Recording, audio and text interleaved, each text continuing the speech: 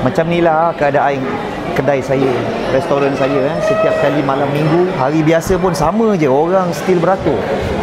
So guys, yang mana kalau korang nak datang dalam kuantiti yang ramai, jangan lupa buat tempahan dekat nasi lemak lobster.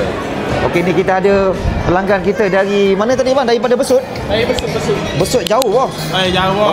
Berapa jam hari ni? Dalam 12 jam, 13 jam. Oh, 12 jam. Oh, dah makan bungkus lagi bos? Bungkus lagi.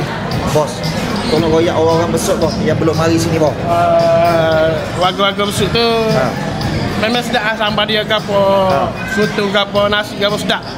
Kemah Dua bos. pinggir dah kita makan. 2 pinggan bos. 2 pinggir kita makan. 2 pinggir.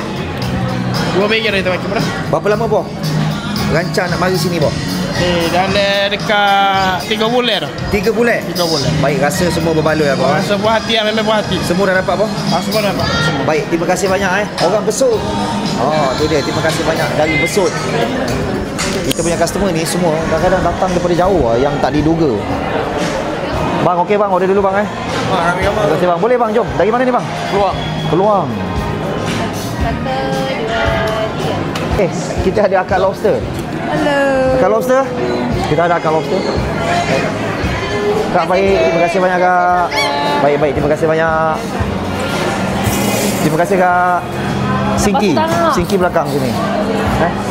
Okay guys. So selamat menjamu selera semua. Okay. Tolong cek sekejap adakah dah follow saya ke belum. Kalau belum follow, tolong follow. Ada berita baik untuk korang yang ada gout ataupun asam urat, jangan lupa dapatkan ini. HW Beauty Herbs. Pastikan ori 35 boleh dapatkan dekat restoran saya yang mana ada sakit pinggang, sakit lutut. Okey. Ya bang. Dah makan dah. Makan dah Dapat ni berapa? ini baiklah ni. Saya pun makan. Saya makan. Ini saya pun makan. Bukan ni. Balik dia makan. Boleh. Kalau nak spare ada. Ni lagi. Gaut tak ada bang Ada gaut. Oh, ada gaut dah tak ada hal lah. Lepas ni ada gaut pun dah boleh makan ni. Abang ni dah makan, memang baik.